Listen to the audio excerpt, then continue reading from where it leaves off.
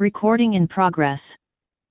Welcome to OGGN Oil Talk, the official podcast of the Oil and Gas Governance Network. Our guest today, we're very happy to say, is Mr. Christopher Ram, a chartered accountant, attorney at law, a public commentator, and somebody who's run an oil and gas column for over 3 years now, and somebody well attuned to what's going on in the oil and gas sector. So we are very pleased to have Mr. Ram here. I'm Anand Prasad, your guest host for OGGN. We're pleased to have you tuning in. OGGN, just for background purposes, was founded in the summer of 2017 and is comprised of Guyanese at home and abroad. It is a registered 501c3 nonprofit in New York. OGGN recognizes that oil will feature prominently in Guyana's future for decades to come, which is why it is committed to thinking long-term. OGGN's mission is to advocate for the rule of law, environmental protection, and strict financial norms when it comes to oil exploration and production in Guyana.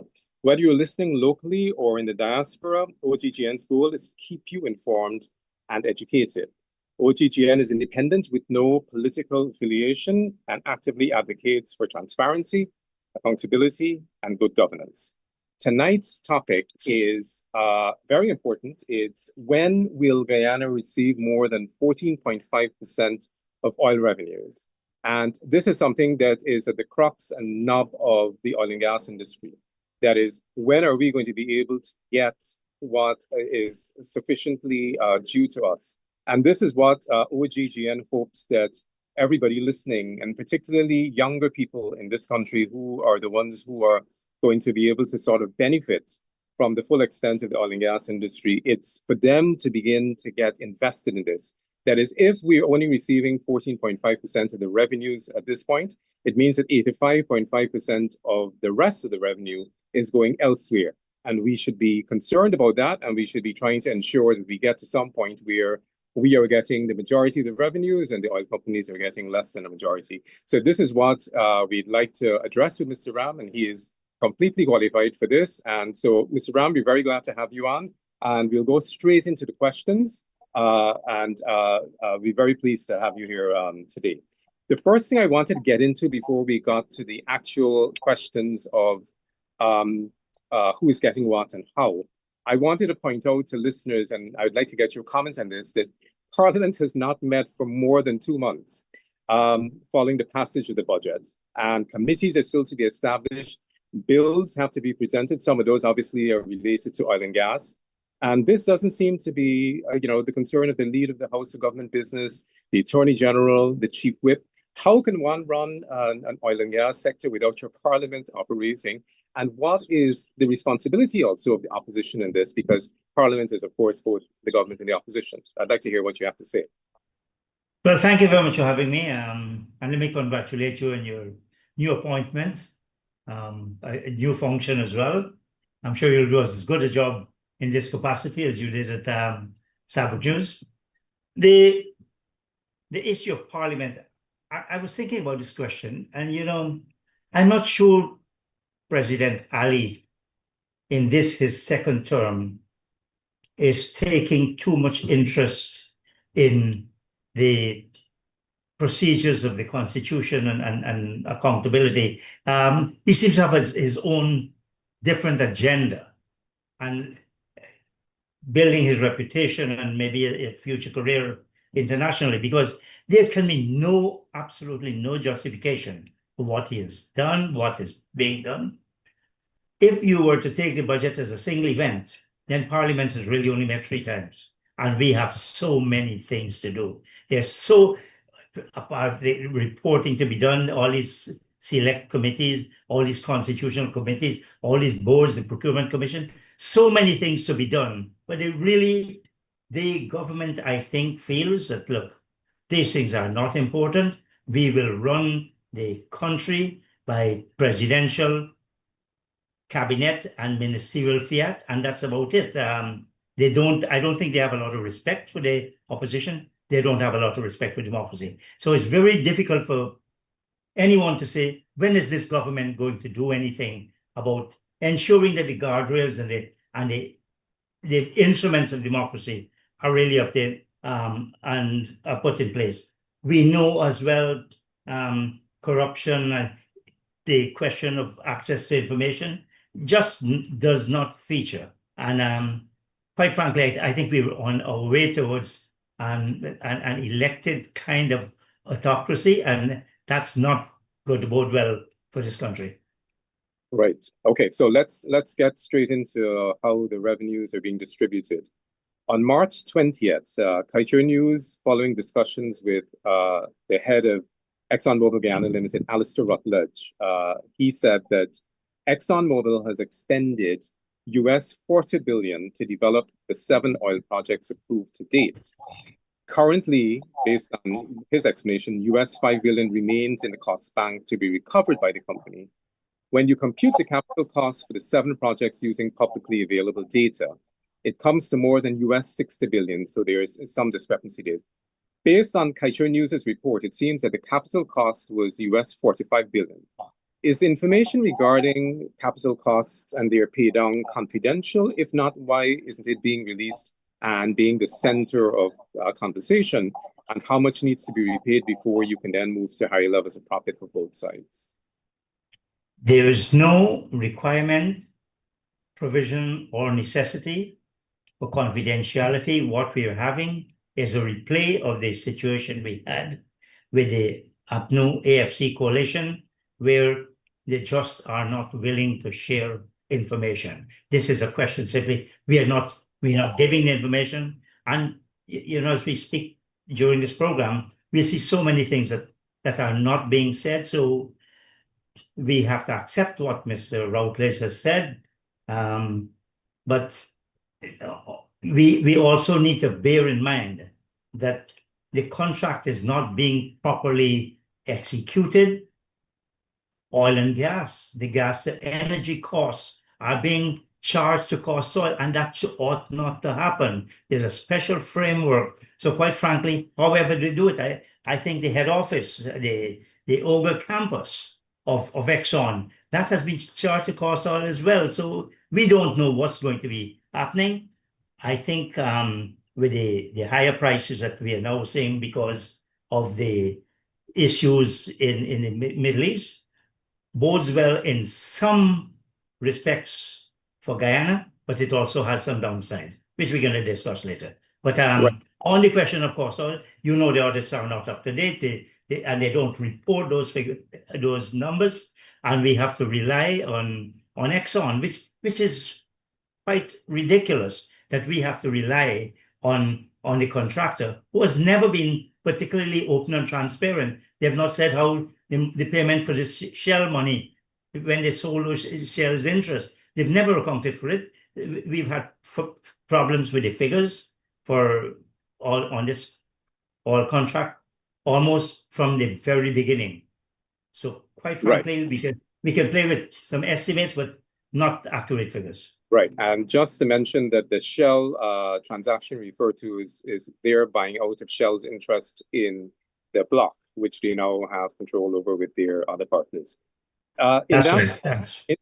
In that same article, Mr. Rutledge was quoted as saying, we were anticipating sometime next year in 2027 that we were going to get to the point where we had recovered those historic costs, probably largely because of just increasing volumes of production that were generating higher and higher revenues to offset the ongoing expenditures, plus recover historic costs. What we're seeing now in this price environment is that it will accelerate. So he is recognizing that the higher prices are going to allow an acceleration to that point. Given that statement, do you expect Guyana to receive more than 14.5% of oil revenues in 2027 or 2028? I wouldn't put a date, a year towards it, but the way it operates, it should happen at some time. But we don't know what the capital program is for the next few years. They could decide, look, let's try to take advantage of some of the developments. Of course, we don't know how long this is going to last. We don't know how much additional cost, maybe the gas energy project. We don't have enough information. I would think, I'm slightly optimistic that we will see an uptick in the 2% plus 12.5%, the minimum share of profit oil. to the government of Guyana. Right. Okay. And it might be helpful at this point to have you explain, because I think you've addressed this before, but one of the reasons that is restrained the amount of revenue we're getting is a lack of ring fencing. So that if you were able to recover the full amount of profit from Liza 1, which was the earliest project, you're not able to do that because they are continuing to explore and continuing to take 75% of cost oil each and every year. So, but you have pointed out, and other people have, that you don't even need a change in the 2016 production sharing agreement to enable ring fencing, which would allow you to get more profit for the first 2 wells that have been in operation. Could you just explain a little on that? Well, no, it's quite, as you've said, this is something we've dealt with from time to time. You normally charge cost to revenue, you match revenue and cost. What's happening? The oil companies have been permitted, quite improperly in my view, to charge future exploration costs of other projects that they're looking for oil against the wells that are productive.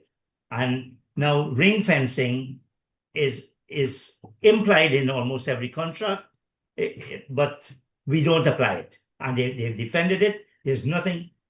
Again, we find this obstinacy not to listen to anyone, not to apply modern methods of transacting and a kind of profit sharing agreement.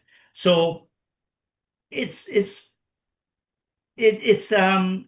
being driven, unfortunately, by the contractors. It's not being driven by the government. We don't know what the oversight is. If they were to do it, then surely. The other point I would make, we probably in a force majeure situation, because the government, the oil companies have said, and I think we learned from an announcement from the US that, look, there is a force majeure situation where they're not counting the years when Venezuela's claim hangs over Guyana. We don't know when that will end, and the government is not coming open and telling us, well, quite what the situation is. So that could go on. Exploration could go on indefinitely. And once exploration goes on indefinitely, the increase in the profit share for us above that 12.5 plus, well, that's the profit share, will be delayed even further.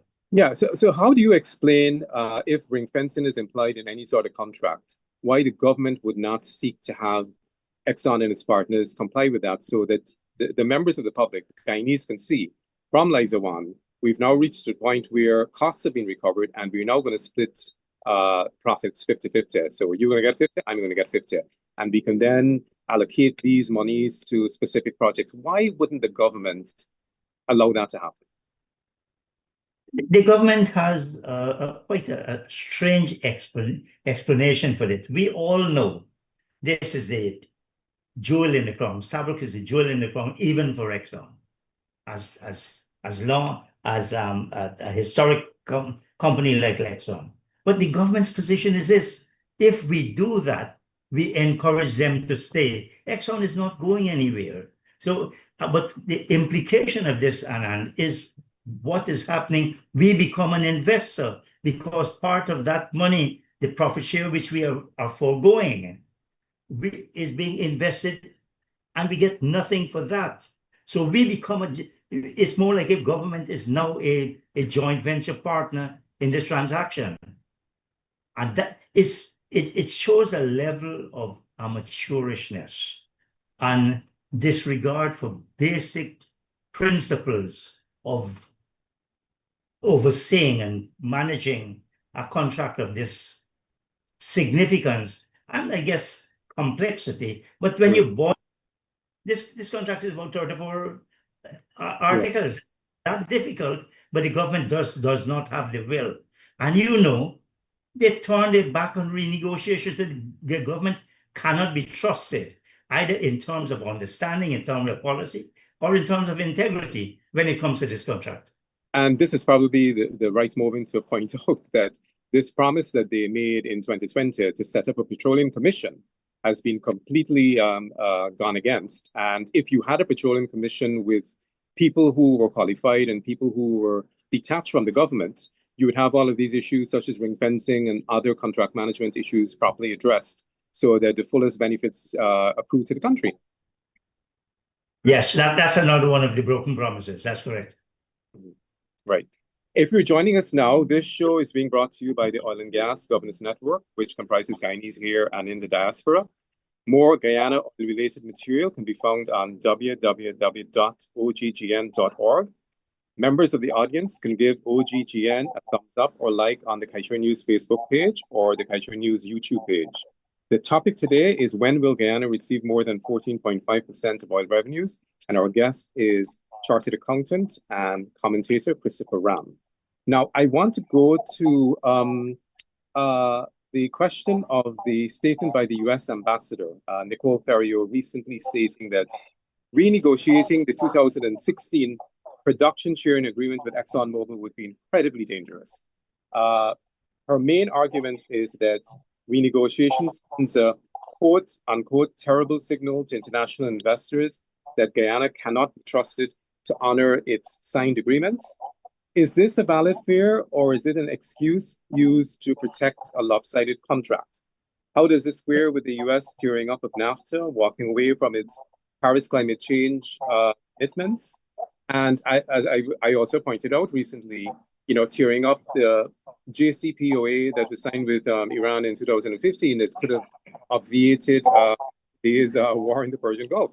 And I also want to quote from your most recent column in Kaiser News about the U.S. ambassador and her intervention. You said, the ambassador's comments are at best uninformed and must be rejected outright, and at the other end, nothing less than an unwelcome interference in our country's sovereign affairs. As our guest, the ambassador must respect our country's permanent sovereignty over its petroleum resources.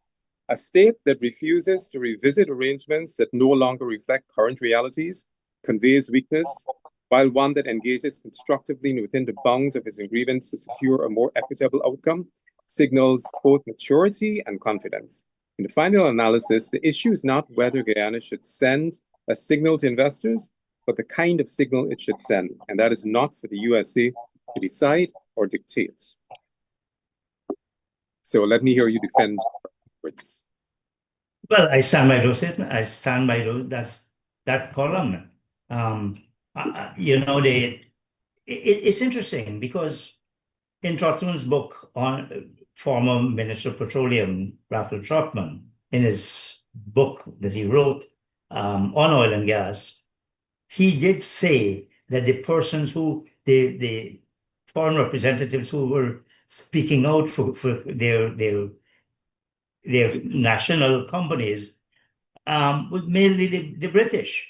And the US at that stage had recognized that, look, this is a commercial matter. Now, of course, the ambassador is doing part of her job, but part of her job cannot be interfering. And what we do need is people to say, look, please, madam, this is a commercial contract and it's with a sovereign state and an entity. And this is not really, renegotiation sounds like if you're tearing the contract, you are saying, good, let us look at this clause or that clause, which we are permitted to do. So you're not throwing away the contract. You're recognizing the contract. You're applying the term of the contract that allows you to discuss particular articles, like the President Granger's credit. He did in relation to the royalty, of course. It was so absurd that from 1% was 2%. Sounds like doubling, but it still is chicken feed. Yeah. So I think it was most inappropriate, and I'm hoping that the message will go out to the ambassador that she should not be interfering in what is essentially a commercial relationship with the state. And is it that the situation has become more entrenched? I remember her predecessor, she was asked, Ambassador Lynch was asked about the right of Guyana to renegotiate, and she more or less said, well, that would be a sovereign issue. But you see over time with the arrival of the Trump administration and this closer engagement between Guyana and the US, it seems to have given far more latitude and width to the envoy here to say, well, no, this would be a bad decision, even though, as everybody has pointed out, the 2016 PSA contains explicitly the opening opportunity to renegotiate as long as both sides come back to the table. Well, your point is well taken. I believe President Ali and the situation that I mentioned is more concerned with his image and being photographed with the most powerful man in the world, etc., etc. She has been emboldened. Hezek has been the minister, the Secretary of War rather than Defense. In the United States, emboldened. Marco Rubio knows he can walk in here and walk out at any time. So they just feel that, look, this is almost a vassal state, and we have it all covered. We will get no pushback. They have not had a single pushback on original costs, the pre-contract cost, which I've always held was inflated. The audit cost inflated. We don't do audits on time. We do nothing, absolutely nothing. So they dictate everything, and it's very depressing for any national, any citizen of Guyana to sit back and see what's happening, because it's worse than the days of even Bookers. I'm sorry that we've reached that stage. And so ultimately, if the buck stops at President Ali, and you're saying he's not doing anything about it, is more concerned about his image abroad and what is going on, and allowing full reign to Exxon, the country has a serious problem. And again, what is the role of civil society and the opposition in trying to ensure that there's some traction locally on trying to get better contract administration? Because clearly we can go to the end of this term, particularly if President Ali is only concerned with securing his legacy, and this is the end of his second term. That is, a potentially very difficult situation. You might face another 3.5 years of just simply drift on this. And what is the responsibility of society, civil society, the opposition, and other parts? I think it's incumbent on every single Guyanese, not only civil society. Where are the opposition parties? Where are the spokespeople?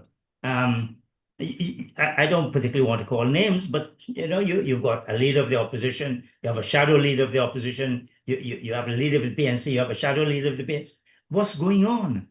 And so who speaks on these matters? Parliament is not meeting. The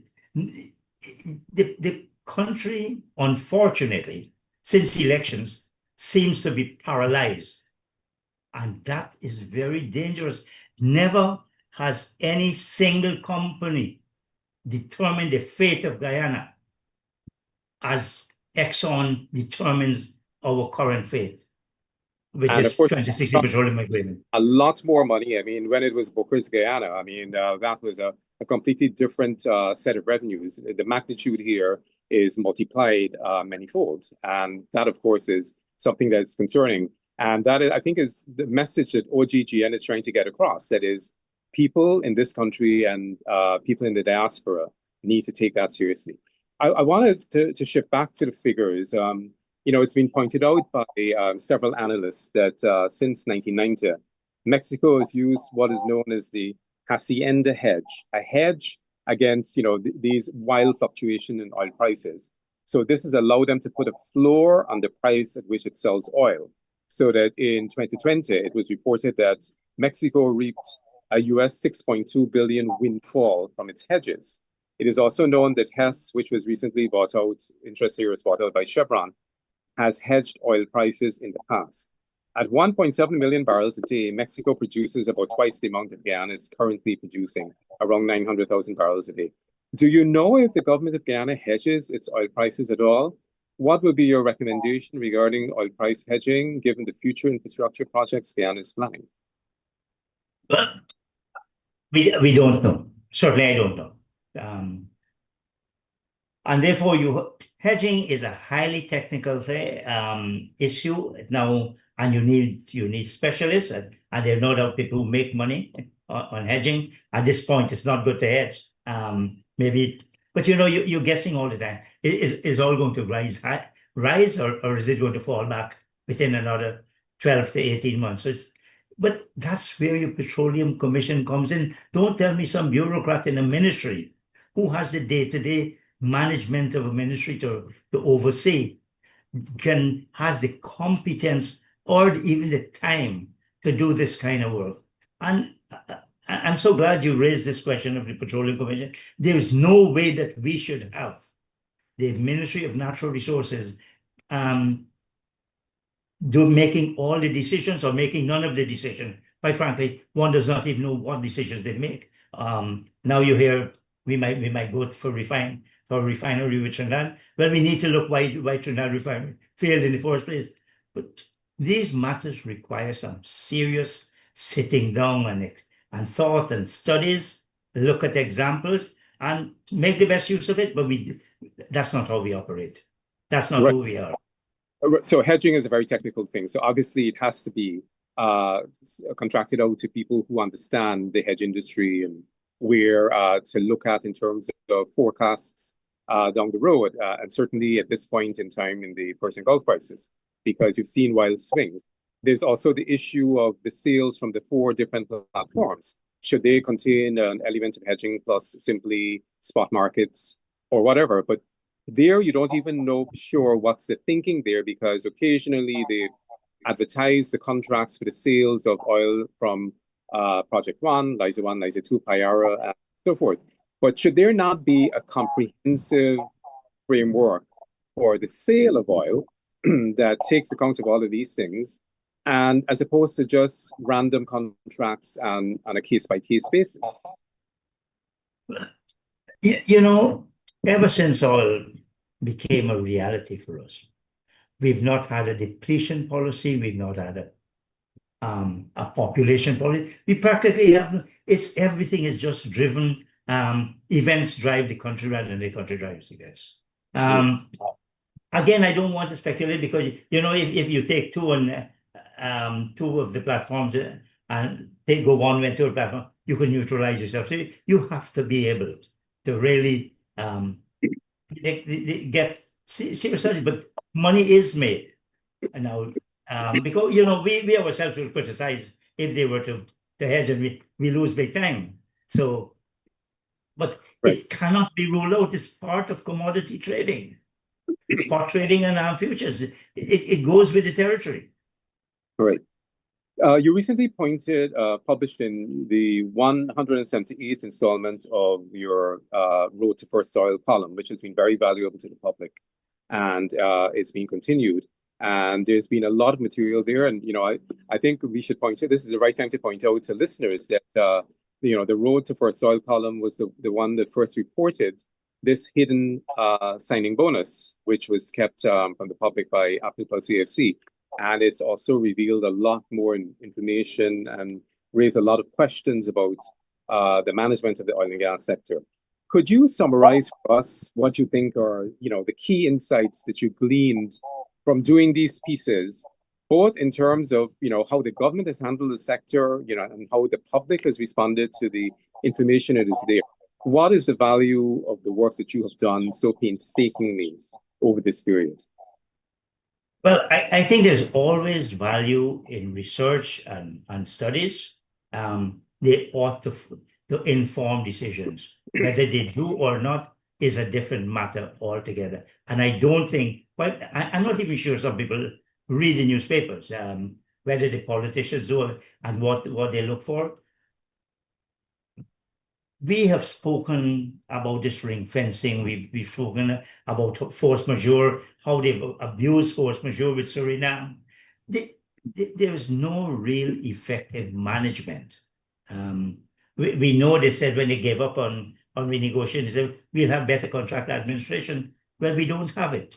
So the insight is only as good and the work is only as good. Maybe it's a little bit of a vanity idea. When I started, I decided, look, I was going to do a master's, and I thought, well, this was a nice way to get information. But as you deal with it, you recognize you have to, we as a society must spend some more time dealing with one. As I said, the caption, that was in 1929. You recall, you were the editor. Yes. I copied that. Every man, woman, and child was not a Ram's original thing. Right. Now, never has this country been so dominated by a single sector. Certainly not in the last 2 centuries as this, but yet, have you got a single paper? People are afraid because they think, well, we mustn't say anything that is critical or might be unwelcome by the government of Guyana. So you may say we go back to civil society, but civil society, there's always more to be done. But it alone cannot do it. And unless the political leaders get out there and start doing something, we will be captive to Exxon, will be captive to the whole American framework, and that's the tragedy. So I'm not sure the columns, yes, they probably make reasonably good reading, but other than that, I'm not sure what purpose they've served. Right. I wanted to point to one of your columns, and maybe I can sort of like test your memory here. It was one in June 2025, titled "The 4-to-1 Formula: How Guyana's 50-50 Oil Deal Turns into a Mathematical Impossibility." You computed the total oil profits from 2020 to 2024 to be US 29 billion. However, the total profits Guyana actually received over that period amounted to US 5.4 billion. If there is meant to be a 50-50 split of profit as per the 2016 production sharing agreement, Guyana should have received US 14.5 billion. How do you explain the missing US 9.1 billion? And were you able to work out what is happening there? Because clearly that's a lot of money, and that's something that every single person in this country should be concerned about. Well, yes, it does test my memory, but I do have some idea of how this operates. Now, the revenue in terms of the financials, I should make the first point. The 3 partners that form the contractors, they're all audited by the same firm, but their accounts almost read differently. Now, the revenue includes the tax element. And that's a quirk in the financial statement. So you have when the Guyana pays the taxes or issues a certificate, because we don't even know if Guyana, they get a certificate, but we don't know how it happens. And that's almost a fraud on the public finances. So, but that will only partly explain it. Clearly, if the cost, third-party cost is 75%, then it should be 12.5, 12.5. But nobody has explained anything. And the auditors, you keep the same auditor, and they don't explain the figures. So there's no report. The government, all you get from the Minister of Finance in the budget speech, there are so many lifts that are expected. For example, in 2026, 309 lifts, and we will get 40. That's about it. So we don't have figures. We're speculating. What you can take is the objective figures, what we have received, and what the oil companies have declared in profits. But though that includes the taxes and for which the income is grossed up. Right. Okay. And you've gotten nowhere at all in this long campaign to have the GRA explain to you, the Guyana Revenue Authority explain to you how this whole process of Guyana paying taxes on behalf of these contractors is going. That is, there should have been some entry, the GRA received the pays actually tax, and there's to be some sort of deduction from the Natural Resource Fund, but nothing has happened, nothing has been explained. Again, another important part of this whole framework that is just being ignored. And you've gotten nowhere with that. How do you explain that? Absolutely none. And I look at the public records, I don't see anything in the public records from the Guyana Revenue Authority or the budget speech. There's no explanation for it. You don't see anything in the Natural Resource Fund financial statements. Yes, the Auditor General ritually issues a report.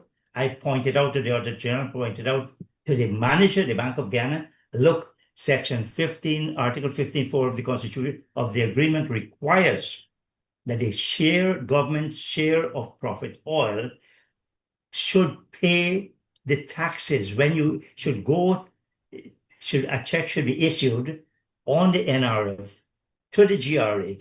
That doesn't happen. And yet the Auditor General issues an unqualified report on these financial statements. And you know you've got very high-powered board and all of that, but nothing gets done. It's almost like if, you know, it's a tragedy. We are a real third world country when it comes to accounting and accountability and measured in terms of the sophistication of the industry we're operating and the basic bookkeeping that we're doing. It also speaks to this whole issue of institutional independence and the fact that the Guyana Revenue Authority has a certain job to do and is expected to comply and should certainly be answering the questions. Right. So if you're joining may I just sorry. Go ahead. I want to say even there, the government has compromised the Guyana Revenue Authority. The Guyana Revenue Authority should not be doing the ministerial audit, but surely the Minister of Natural Resources, the Minister of Finance, they all should know that. It's elementary. But who cares? So you hear, oh, they don't want to accept any responsibility. They say, oh, the Guyana Revenue Authority is responsible for the ministerial audit. Well, then who's responsible for the tax audit that the GRA with its very significant petroleum unit with very talented staff? But if they have to agree these things, where do we go from here? Right. Okay, if you are joining us now, this show is being brought to you by the Oil and Gas Governance Network, which comprises Guyanese here and in the diaspora. More Guyana oil-related material can be found on www.oggn.org. Members of the audience can give OGGN a thumbs up or like on the Kaituin News Facebook page or the Kaituin News YouTube page. The topic this evening is when will Guyana receive more than 14.5% of oil revenues? And our guest is Mr. Christopher Ram.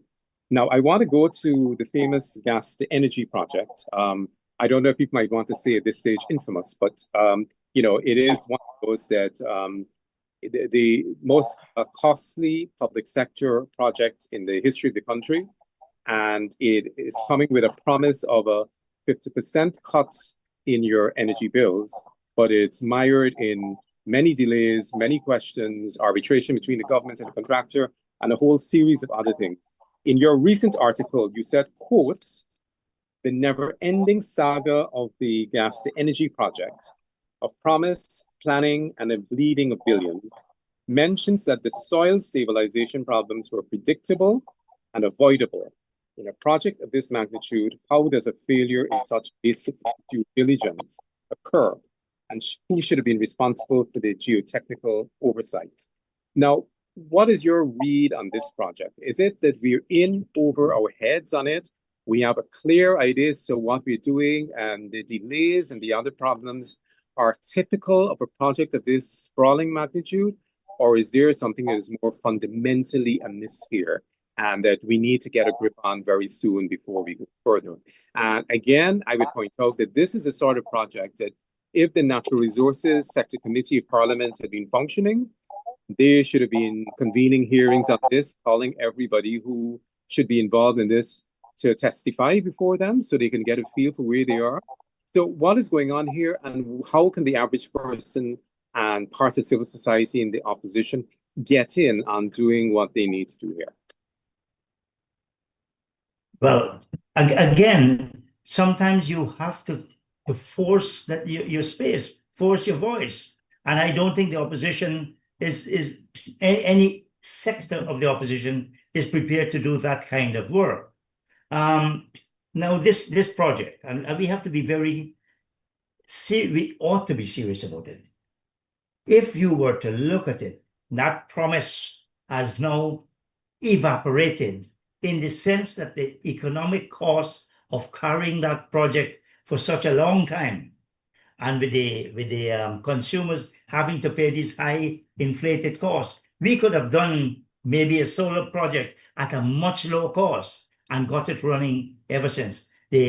Now, who really is in charge? You hear names and you wonder, are we recycling incompetence in this country? Is that what we're doing? Are we really putting people in jobs that they're capable of doing? We don't have that kind of skill. We were trying to move from 0 to 100, as you know, the analogy, motor racing. We needed assistance. Don't need amateurs getting in, and you know, who don't seem to have learned from their failures.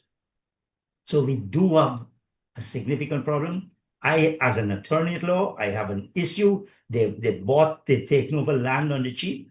So the cost, even the cost that they have, even the cost that's being reported, is understated. And the bigger problem, we only knew confirmation that all companies charging for the gas energy by CNOC, not Hess or Chevron now, not Exxon saying that in the financial. You have to read the fine print and realize, well, look, there is more to these figures than meets the eye. It's clear now. This thing about Linsakaya, I've looked at the financial statements of Linsakaya. They should not have been awarded any kind of contract. And I wonder, I noticed the timing and this gentleman from Exim Bank and so on coming into this place, whether he was forced on us. And why did we do it? Just because we want to say that, look, the Americans lent us money. They lent us money to waste on an American contractor who did not qualify for the job. If you look at the performance and the financial stability, they were in serious trouble. Right. So how was due diligence done at all, or was it not done at all? And who should take responsibility for something like that? How could you pick a company that is clearly now, and it's been shown for quite a while, that there are issues in terms of its finances and how it has approached the job? How do you do due diligence on an important project like that and not see these things? Is it a case that it wasn't done at all? Or is it a case that they were looking for an American company because by this point they had chosen a Chinese company for the new Demerara Harbor Bridge? Is it a case of, we just had to go with the company that had some American element because this is what, we'd promised or something? But if you don't have a due diligence, that again is a serious deficiency, and who must take responsibility for that? Well, they clearly didn't have one. They didn't. We understand that they adopted something from maybe the previous government. We don't know, but who is responsible? The president has surely got to take responsibility for this, and he can't. He at some point he must get serious. Look, you know, there's another Pratoville Freed, the project up there. That is hidden in the Central Housing and Planning financial statements, and there is not a single word in the budget speech, and billions of dollars are being spent. So it's almost like every big project, we have a very, very poor record in terms of big projects in this country. And that's historical. It's not only this current administration, but again, aren't we going to learn, given the several billions that are being involved, given the state of our economy and society? We need to do better than this. But President Ali doesn't seem to have any interest in that. Right. So, and you're a man with a lot of auditing experience, and this is also another tragicomedy here. That is, since exploration began in earnest in 2015, and we are actually discovery in 2015, but exploration before that, 2011. And 15 years later, that there is no single audit from that entire period that has been completed and that entire audit cycle brought to a close. And of course, we had this example with IHS Markit, whose report you're familiar with, which was hidden by the PVP government for 2 years and still has not been completed, and included an attempt by ExxonMobil, a surreptitious attempt by ExxonMobil with an official of the Ministry of Natural Resources to bring down this figure of 214 million to like next to nothing. And even that has not brought this whole process to an end. There is a lot of hemming and hawing and delays. So if you don't have a proper audit of the expenses that have been claimed, you're in no position really to say whether or not all of those expenses were justified and are, acceptable. how does one go with a project over 15 years without some completed audit of the process? Again, you know, we're all parliamentary representatives. We still only have we have a parliamentary democracy. Yes, you have civil society that ought to do its work. We should have the media doing some more work. But again, it's a sheer lack of will, maybe overlaid with incompetence or vice versa. The petroleum agreement has a provision. If you do an audit and you have to do it within a particular time, we have not been doing it within the required time, and you get differences, you notify the company has a time to fix it. If they don't fix it, it goes up to the point where there's a sole arbitrator, and that is fixed in the agreement. This is foolish and dangerously misleading to say, oh, we can't agree. No, you don't. You have no choice in agreeing. The petroleum agreement says how it's done. Right. If you are now joining us, you're watching the Oil and Gas Governance Network's podcast. This program is being brought to you by OGGN, and our guest tonight is Mr. Christopher Ram. And the topic is, when will Guyana receive more than 14.5% of oil revenues? Now, I know you are, very well acquainted with the 2016 Production Sharing Agreement. You know it very inside out. And this question has arisen over a long period, and it continues to generate a lot of heat. It's a question of the gas, the associated gas that comes from the Liza 1 well, the Liza 2 well, Payara, and Yellowtail. Who owns that gas? Is it free to Guyana? And why have there been reports recently that there's been an arrangement to sell parts of that gas entitlement from ExxonMobil to Guyana? Who is really the owner here, and why is there no clarity on how this gas is to be addressed? Again, there's no clarity because there are articles in the petroleum agreement that provides for associated gas, which is what we have at the moment, and unassociated gas, which is where you discover gas outside of petroleum production. The agreement provides for it, and it provides how the oil companies must come up with a plan, and if they come up with a plan, how it relates to the element of profit share. All of that is provided, but we don't have, and we don't have anyone on our side who really cares. The fact is, we've got less than 1 million people. We're blessed with lots of oil, and all you have to do is talk about cash grant, and everybody forgets everything that is meaningful, and it's extremely irresponsible of our society to allow all of these things to happen. Surely the Auditor General, the manager of the NRF, the board should be looking into these things. It shouldn't be for OGGN or anyone else to have to keep week after week saying, look, you're not applying this contract. The contract specifies and provides very straight there and within their lines. Now, it's not it's maybe a contract or agreement that was probably a 1940 kind of invention, but at least it has timelines, and at least it requires the minister to do certain things, and it imposes on the contractors the obligations. The point is, when we say, oh, we're gonna sponsor your cricket, and that's the be all and end all, we are compromising ourselves when we do these PR exercises. It's unfortunate, but the agreement strictly provides for it, and it has elements of the sharing of costs and expenses and revenue, like the petroleum that comes out of the block.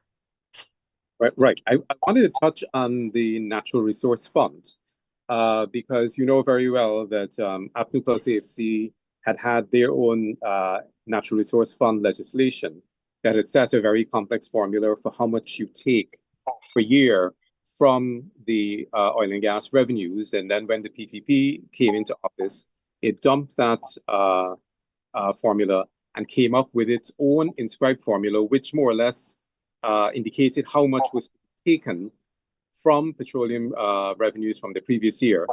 Then it later amended that to expand the take even higher, so that you have a fabulous amount of money coming out of the NRF going into the consolidated fund.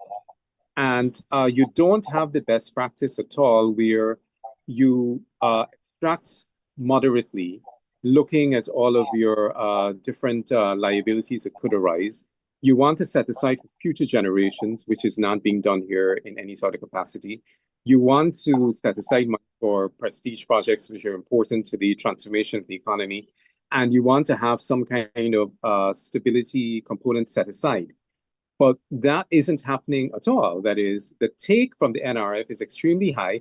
And on top of that, you're borrowing significant amounts from anybody who's prepared to lend you. And everybody's prepared to lend you because they know you have the ability to repay, and they can assign all kinds of financing charges and so on. Are we plunging headlong into this process of extracting a lot from the Natural Resource Fund and borrowing heavily? How does that work? Now, the government, the PPP administration chose a very simplistic and front-end loaded approach to withdrawals from the NRF.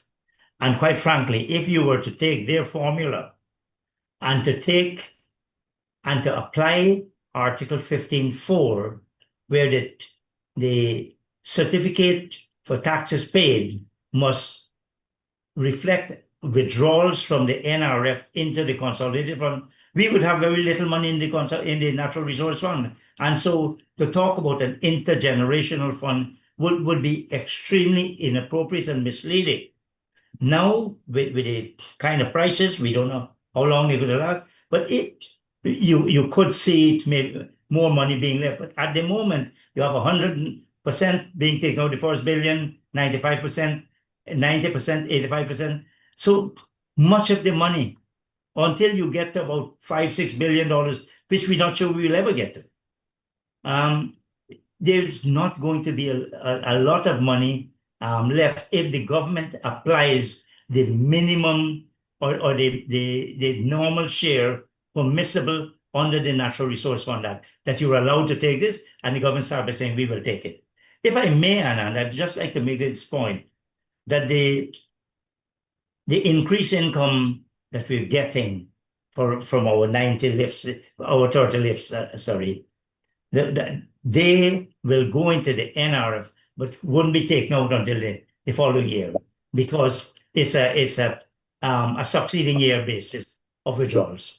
Yeah, and so don't you have a responsibility to future generations? This oil has been there for millennia, forever, and it's not this generation or the next generation to spend. It's actually for a lot of generations ahead. But the PPP clearly shows no interest in ensuring that enough is put aside. I think they scoff at this whole talk about the need to build intergenerational equity, but you need to sort of to prepare the economy for the future-proof the economy from just the very primary commodity production-based economy to be forever: rice, sugar, bauxite, timber, and you need to sort of shift that, reorient it so you escape both the Dutch disease and the resource curse. But clearly, there's no plan of that sort. And what the plan at the moment is you want to spend your way quickly into creating the specter of Dubai, but you're not being careful about putting aside enough for future generations and for reorienting the economy into higher paying jobs, services, high tech. There's a lot of money that's going into all of these scholarships, the Goal Online scholarships, but it's really, it's been criticized for just providing scholarships in a scattershot way, not allowing for professionals to be built in the oil and gas sector, and that we have so few oil and gas experts. So really that is also something that needs to be factored in. That is, we need to be changing and shifting the economy away from oil and gas, but there isn't hardly enough talk about that. I was speaking with someone the other night, this question because, Chetty Jagan is Western Trial speaks of Booker's Guyana. But at least the person said, and this was not a strong critic of the government, he said, at least Booker's could plant back the cane next year. Once this oil is taken out from the ground, that's it. We are going to be left with nothing, and Exxon and Chevron and CNOOC will have gone. So, which is what makes this 2% royalty such an unacceptable level, because it must be one of the lowest royalties in the world. So, and when you couple that with the fact that you have this heavy withdrawal, you really, the whole idea of an NRF is what the term they use, intergenerational savings. We're not seeing a lot of that. Or we building road intergenerationally, but roads don't last that long. So it's a dangerous policy. The APNU AFC formula was indeed complex, but with the kind of framework that they had, it anticipated that there would be people with the skill to apply a complex formula. At the moment, I think maybe because it's so simple, I don't know why, if the two are related. Right. So, so looking at this thing, we've been producing oil since December of 2019. Given the amount of reserves that have been declared and it's stuck at 11, the needle hasn't moved, despite the fact that there have been other discoveries. If you had to sit down with the government or with ExxonMobil, what would be your 2 or 3 changes to this 2016 production sharing agreement? I'm talking royalty, the need to pay taxes, the amount that you take out upfront for cost oil. What changes would you, Christopher Ram, suggest would be the best practice at this stage, considering everything you know now about the oil and gas process? But I would start with this, that look, we ought to get at least a gross total of 25%, at least. And how you ask yourself, how do we arrive at that? What royalty, what profit share, what cost ceiling, whether we will tolerate any non-ring fencing. Those are some of the critical factors. I would certainly say, well, look, we've had lots of experience in this. It's time that we bring in the experts and look at this. But certainly, I would want us to make sure that we get a much higher overall percentage. And I was was playing with some figures.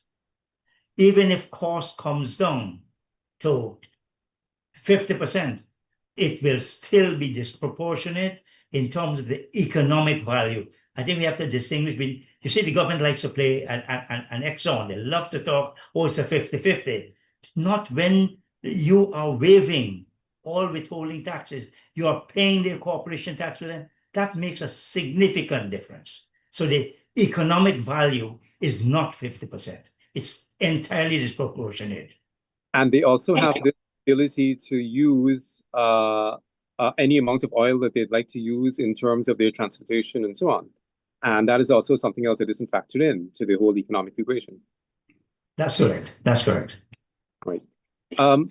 I just want to turn to the regional aspect here. Clearly, CARICOM is fraying at the edges significantly. We've had this controversy with the renewal of the term of the CARICOM Secretary General, and you have this belligerent tone from Trinidad towards the rest of the region. But there's also this very important issue of the synergies that should be part of regionalism. That is, if CARICOM is to mean anything, we should find a way to work together. And this question of Petrotrin has come up recently. I've got to say, it was quite surprising to hear President Ali say that, he might be interested in considering some sort of association with Petrotrin, because for the previous years, I think that's just been sort of like played down and laughed at by senior people here, saying that, Trinidad is on its own and let them sort of settle their own issues, because they've had a period when they're, were the top of the lot and gave us very short. But really, we should be looking at some way of working together so that, for instance, our refined oil products shouldn't be coming from North America or Europe or someplace in the Persian Gulf. It should be coming from someplace in the Caribbean if possible. So we should find a way not to have to host an oil refinery because of the environmental burden. But it doesn't mean that we shouldn't be taking refined products from someplace in the Caribbean. Do you see that as a possibility and something that we should be looking at carefully? Or are you concerned, as I think you were early in the program, that whatever befell Petrotrin is something that we need to be careful of, because you might find that you get them back into business and they're running unprofitably and in a way that doesn't help to give you a better outturn? Well, we have to be careful that we don't provide a lifeline to Petrotrin. That's the problem. Now it became a political football.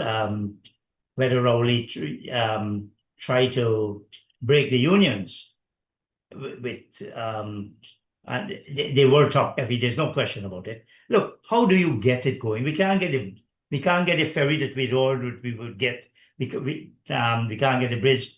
These are major developments, and I am not sure how do you get an arrangement where Guyana does not where Guyana comes out better than what its existing arrangement is. Forget the Exxon part of it now with our oil. At least we don't have any massive deduction. So you could actually find that is a loss-making enterprise. Now, Mr. President probably had some discussion. What worries me is if there is some kind of new arrangement now that Guyana and Trinidad are told, look, you're our two chosen ones, and you keep behaving in a particular way. At one time we were so close to Barbados, we no longer seem to be so close. Suriname.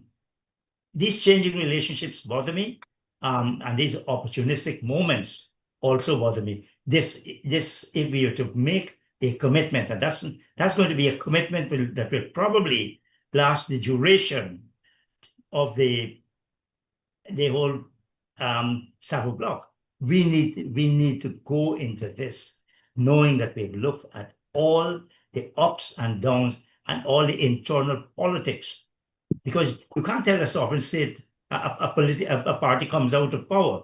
Let's say Pamela's Besesser's party comes out of power at the next election. What happens with that agreement? You have to be very, very careful that you're not walking into this a danger and a trap.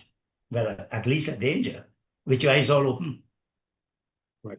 Are you seeing, which I think a lot of parts of the private sector here complain of, that a lot of their skilled staff are being absorbed by the oil and gas companies and their contractors. And that is one of, the side effects of, this entrenchment in the oil and gas industry, so that, we are not training nearly enough people that we need. So accountants are in short supply, technicians, people who are operating at, the level of electricians and other things. Have you, from your engagements with the local private sector here, seen that as an issue? And how is it we're not training enough people to help fill these voids and to begin earning rather than having to import labor from other places? And certainly you see this sort of Cubans and Venezuelans in many parts of the economy. Well, first of all, we are not an active player in the oil and gas sector. We're not directly involved. We don't sit around a management table with the oil companies. So it's a very detached kind of relationship. They drive everything. The depletion policy, they will drive. So are we going to produce skills just for them, or are we going to develop a good onshore capacity, whatever that onshore capacity takes, whatever form it takes? But at the moment, what are we doing other than the ministry, other than maybe the GGMC? We are not directly involved, and we have to be careful. We're not just training workers to go and work with the oil company. We have to have a plan for the petroleum sector, which we don't have. 2026, we discovered oil. We had the first in 2019, December 2019, and we still haven't moved any further than where we were then. Right. Okay. So just briefly, do you think, and can you point to any evidence of both the Dutch disease and the resource curse here? What would you think if you were asked if that's prevalent here and it is in evidence? Well, I think the fact that various sectors now it's been clouded by more recent developments. The fact that people are leaving the jobs in government jobs, private sector jobs, and going and work with the oil company. That's part of the syndrome that we have, that the Dutch disease, and the question of the cost.